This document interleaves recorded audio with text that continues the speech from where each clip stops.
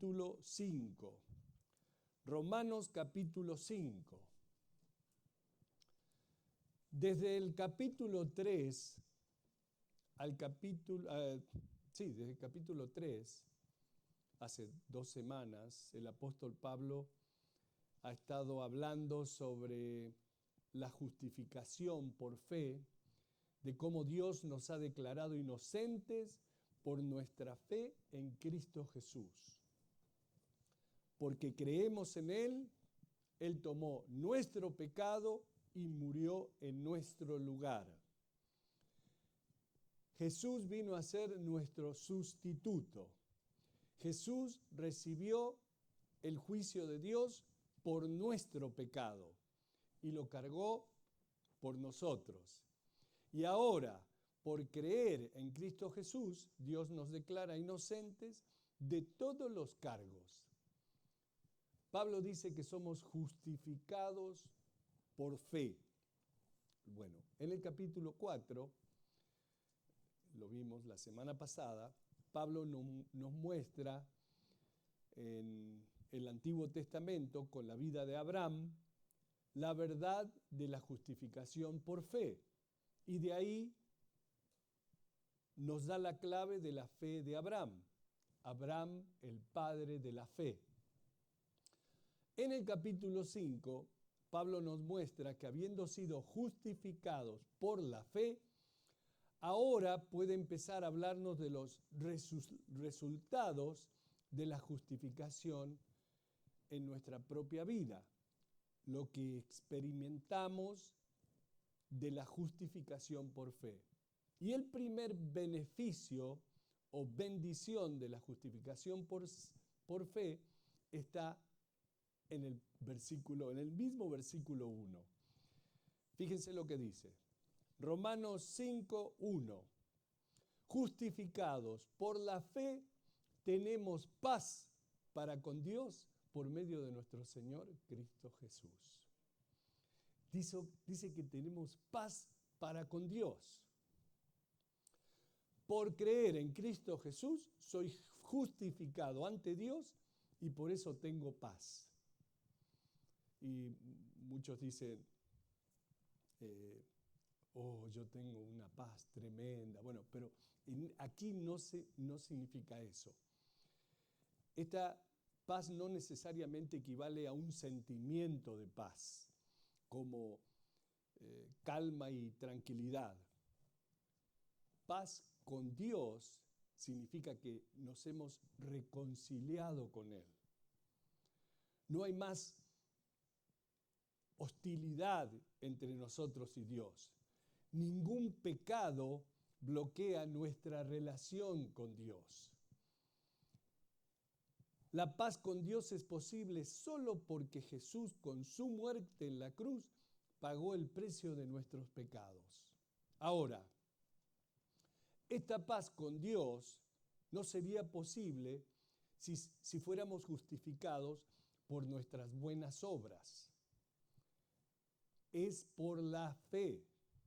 Y digo esto porque aún como cristianos hay en nosotros una tremenda inconsistencia entre lo que profesamos y nuestro caminar. No siempre hacemos las cosas que son agradables al Padre. No podemos, como Jesús, decir que siempre hacemos las cosas que agradan al Padre. Nos gustaría poder, pero no podemos. A veces nuestras obras son maravillosas, sobresalientes, pero muchas otras tantas veces fracasamos. Ahora, otra cosa. Si fuéramos justificados por obras, entonces tendríamos paz con Dios durante el tiempo que estuviéramos haciendo las buenas obras. Pero cuando no hacemos buenas obras, esa paz con Dios sería rota nuevamente. ¿Estamos de acuerdo? Pero porque somos justificados por fe y creemos que Cristo Jesús es el Hijo de Dios que vino a redimir al mundo y creemos que murió por nuestros pecados y resucitó al tercer día y que está a la derecha del Padre intercediendo por nosotros, y también creemos que viene de nuevo a establecer el reino de Dios en la tierra, porque creemos todo eso, somos justificados. Hay veces que no hacemos lo correcto, pero nuestra creencia nunca cambia. Y créanme que yo, hasta cuando estoy haciendo algo que no debo, continúo teniendo esa sólida fe en Cristo Jesús. En consecuencia, porque nuestra paz con Dios es predicada sobre la base de la justicia por fe, mientras creamos en Él, siempre tenemos paz con Dios. Siempre estamos en paz con Dios. En el capítulo 4, el apóstol Pablo cita el Salmo 32. ¡Oh, cuán feliz es el hombre a quien Dios no le imputa iniquidad! Porque somos justificados por fe. Nuestra fe en Cristo Jesús nos absuelve, nos perdona. Dios no nos imputa ni nos cuenta nuestra iniquidad, nuestros pecados. Tenemos paz con Dios a través de nuestro Señor Cristo Jesús. Eso para nosotros es un poco difícil de entender, porque estamos acostumbrados a que tenemos que hacer algo para recibir algo. Una vez, hace años atrás, cuando expliqué esto, hay un señor que está aquí entre nosotros, vino llorando a mí afuera, y me dice: toda mi vida he sido enseñado de que tengo que hacer algo, que la salvación no es tan fácil. Bueno, de acuerdo a la palabra de Dios, sí es fácil para nosotros, no para Jesús. Nosotros simplemente tenemos que creer. Pero claro, hemos crecido con la idea de que siempre hay que hacer algo, buenas obras, sacrificios. Y no se trata de eso, porque ahí sería nosotros, yo, estaríamos orgullosos. El que más puede hacer, ¡wow! ¡Qué grande! ¿Qué tal la persona que no puede servir? Entonces, ¿no recibiría la salvación? En el versículo 2 dice: por quien también tenemos entrada por la fe a esta gracia, en la cual estamos firmes y nos gloriamos en la esperanza de la gloria de Dios. En segundo lugar, Pablo dice que tenemos acceso a esta gracia por fe. Por fe tenemos acceso a esta gloriosa gracia que Dios ha manifestado a nosotros. Ahora la pregunta: ¿qué es la fe? Y qué bueno que me lo preguntan. Hebreos capítulo 11, versículo 1 nos da la respuesta. Es pues la fe, la certeza de lo que se espera, la convicción de lo que no se ve. La fe es creer en algo que no se ve, pero sé que es verdad, o sé que va a ocurrir. Bueno, eso es fe. Hay gente que dice: pero si no lo veo, no lo creo. Bueno, la respuesta para esa gente es: si lo ves, ¿para qué necesitas la fe? A Jesús no lo vemos, pero creemos por fe que Él existe. Eso es fe. La segunda pregunta: ¿cómo viene la fe? Bueno, Romanos 10, 17, lo vamos a ver más adelante, dice: así que la fe es por el oír, y el oír por la palabra de Dios. Si nunca vengo a la iglesia a oír la palabra de Dios, si nunca escucho o leo la palabra de Dios, mi fe no va a crecer. Pero porque he escuchado la palabra de Dios, hoy creo por fe que Cristo Jesús entregó su vida en sacrificio por mí. Y por eso Pablo aquí me dice que tengo acceso a la gracia en la cual por creer estoy firme. Ahora nuevamente, ¿qué es la gracia? ¿Qué significa que somos salvos por la gracia de Dios? Y ya lo hemos explicado varias veces, pero siempre es bueno recordarlo. Nosotros, los seres humanos, trayendo el pecado de nuestro padre Adán,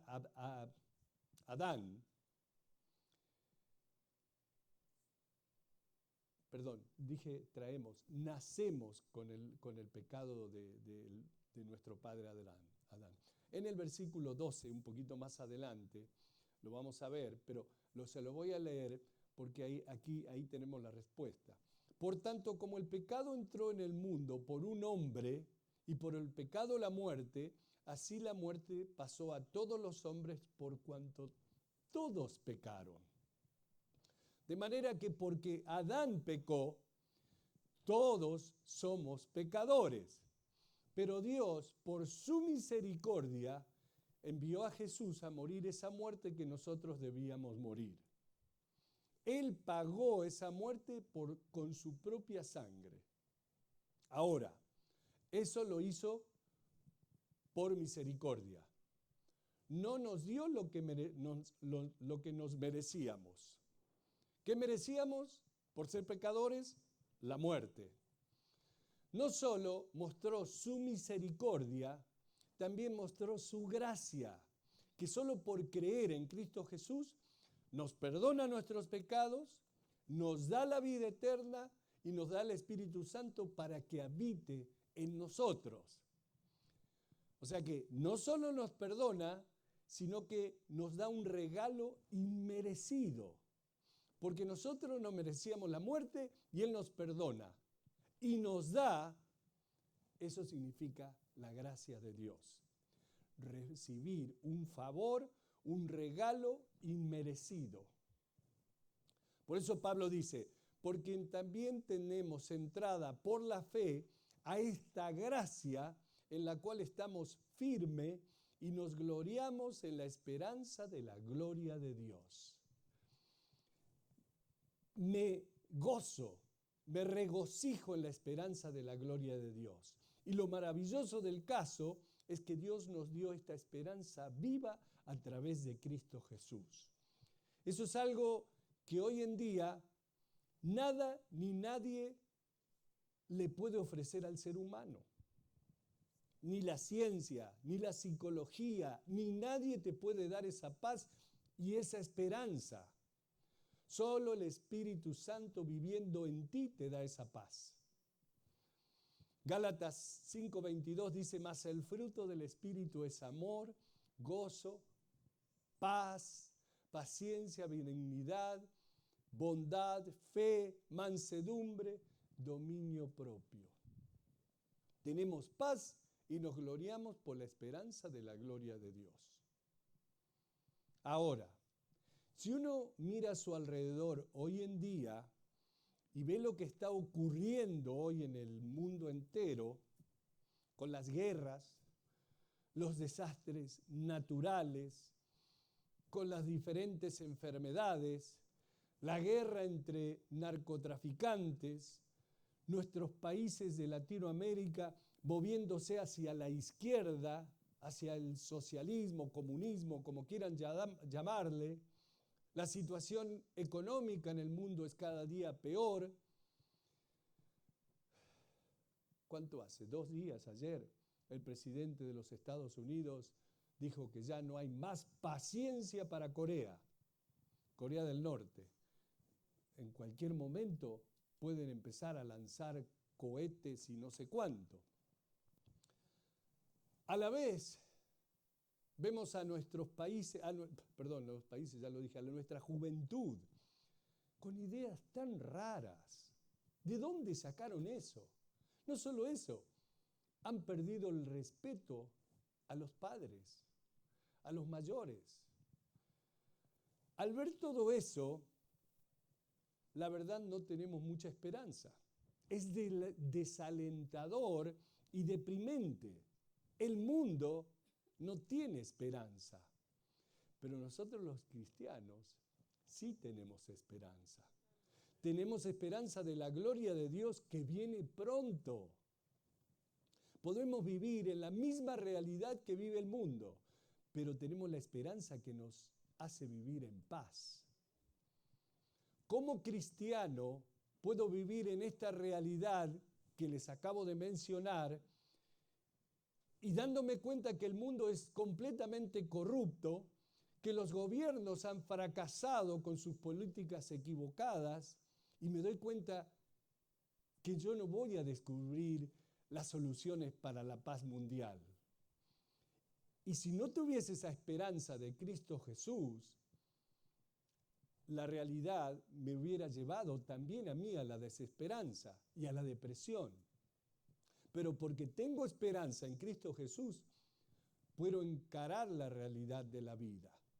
Y continúo gozándome en la esperanza que Dios me da, porque sé que cuando Él regrese, viviremos en un mundo de paz. Esa es nuestra esperanza. Viviremos en un mundo donde no tendremos que preocuparnos por todas las enfermedades que trae la vejez, los años. No tendremos que preocuparnos por nuestros hijos y nietos siendo expuestos a la pornografía que se ve hoy en día en la televisión pública, o que se expongan a la posibilidad de ser abusados por algún pervertido. Ese mundo está viniendo. No es ahora todavía, porque mientras Satanás reine en el mundo, nunca va a ser. Pero Jesús viene y va a establecer el reino de Dios. Y eso es motivo de gran alabanza. Me gozo, me regocijo en la esperanza de la gloria de Dios. Esta mañana tenemos una esperanza viva para el futuro. No en el hombre, sino en Cristo y en el reino de Dios. No solo eso, esto no es todo. Miren lo que dice Pablo en el versículo 3. Y no solo esto, sino que también nos gloriamos en las tribulaciones, siendo que la tribulación produce paciencia. Wow, hasta aquí vamos todo bien. Pero no sé qué le pasa a Pablito aquí. ¿Gloriarme en las tribulaciones? Estoy de acuerdo con todo hasta ahora, pero alegrarme de las aflicciones, tribulaciones, eso no está en mi dieta. Jesús en el Sermón del Monte, en Mateo capítulo 5, dijo: bienaventurados, felices, dichosos los que padecen persecución por causa de la justicia, porque de ellos es el reino de los cielos. Bienaventurados o dichosos sois cuando por mi causa os vituperen y os persigan y digan toda clase de mal contra vosotros, mintiendo.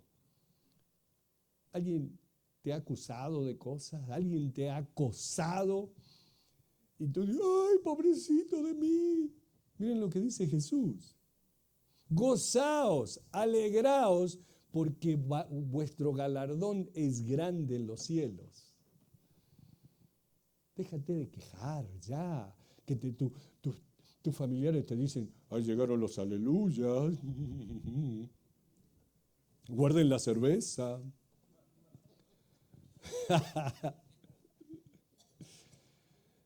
La Biblia también dice que contemos como sumo gozo cuando pasemos por diversas pruebas. Créanme que yo personalmente no lo he logrado todavía, pero estoy trabajando en eso. Me cuesta. Todavía cuando alguien me ataca como cristiano, me defiendo. Y a veces soy bastante agresivo. Usted dirá: pastor, sí, yo también, ¿qué? Pero, ¿cómo es eso de que podemos gloriarnos en la tribulación? Esta es la respuesta. Me glorío en la tribulación porque he aprendido que en toda prueba hay una oportunidad para que Dios se manifieste a sí mismo en mi vida y obre en mi vida. He aprendido que cuando hay presión, cuando hay problemas, he aprendido a simplemente esperar en el Señor. Me cuesta. Pero me tomó mucho tiempo aprender eso. En esos tiempos cuando somos tribulados, tenemos la oportunidad de esperar en el Señor y ver su obra. Dice que la tribulación produce paciencia. El versículo 4 dice, la paciencia prueba y la prueba esperanza. Dice que la tribulación produce paciencia y la paciencia prueba. La palabra griega original en que esto fue escrito, prueba, es dokema y significa carácter, entereza de carácter o carácter probado. En otras palabras, Pablo dice que ese carácter que ha sido probado por las tribulaciones produce esperanza. Yo diría también madurez. Las pruebas te dan madurez. Conforme aprendo a esperar en el Señor, la paciencia trae experiencia, porque conforme espero en el Señor, experimento la obra de Dios, veo a Dios obrar, aprendo por experiencia que Dios obra en cualquier situación en la que simplemente esperamos en Él. He experimentado esa obra de Dios y he experimentado la fidelidad de Dios al trabajar en mis problemas. Solo ahí es cuando crece esa esperanza. Y me glorío en la tribulación porque sé que hay otra oportunidad para Dios de obrar en mi vida. Y para mí, de experimentar el amor de Dios y su gracia conforme Él está trabajando en mi situación. Esas son las cosas que uno va aprendiendo cuando lee la Biblia y la entiende y el Espíritu te habla y puedes lograr entender estas cosas que son muy valiosas para nosotros. Pablo dice, y la paciencia prueba y la prueba esperanza. Y la esperanza no avergüenza porque el amor de Dios ha sido derramado en nuestros corazones por el Espíritu Santo que nos fue dado. Tengo esta preciosa esperanza conforme Dios derrama su amor en mi vida a través del Espíritu Santo. Como leímos antes en Gálatas capítulo 5, dice, mas el fruto del Espíritu es amor. Y ese amor ya fue implantado en nosotros el día que aceptamos a Cristo Jesús como nuestro Dios y Salvador. Pablo aquí nos recuerda que el amor de Dios ha sido derramado en nuestros corazones por el Espíritu Santo que nos fue dado, versículo 6, porque Cristo, cuando aún éramos débiles, a su tiempo murió por los impíos. Y pregunto, ¿por quién dice que murió? ¿Por la gente dulce, amorosa, maravillosa, generosa? No, afortunadamente Cristo murió por los impíos. ¿Sabe qué significa impíos? Incrédulos pecadores. Y es mi oración esta mañana que el Espíritu Santo tome esa verdad y la estampe en lo profundo de nuestro corazón. Cristo murió por los impíos. Por lo tanto, pongámonos contentos porque todos nosotros calificamos. Versículo 7. Ciertamente apenas morirá alguno por un justo, con todo pudiera ser que alguno osara morir por el bueno. Puede que alguien dé la vida por una persona buena. Apenas, dice Pablo. Mas Dios, versículo 8, muestra su amor para con nosotros en que siendo aún pecadores, Cristo murió por nosotros. ¿Qué dice? Mas Dios muestra su amor. La pregunta, ¿En qué momento creen ustedes que Dios nos empezó a amar? ¿En el momento en que le rendimos nuestra vida a Jesús? ¿En el momento que tú levantaste tu mano y pasaste al frente e hiciste tu oración de entrega? ¿Creen ustedes que Dios al ver eso dijo, wow, qué dulces son, los voy a amar desde ahora en adelante? Yeah, right. No. Dios lo prometió por medio de los profetas y luego mostró su amor para con nosotros en que siendo aún pecadores, Cristo murió por los impíos. De manera que Dios nos amaba antes de venir a Él. Nosotros venir a Él. Antes de aceptar a Jesús, Él ya nos amaba. Pero ahora que ya lo hemos aceptado, ahora que somos sus hijos, nos hacemos la pregunta, ¿nos sigue amando igual? La respuesta es, si mientras éramos pecadores Él murió por nosotros, ahora que somos sus hijos, ahora que estamos tratando de vivir una vida que sea agradable para Él, ahora que estamos buscando caminar en compañerismo y en amor, con seguridad, no nos va a amar menos, ¿no les parece?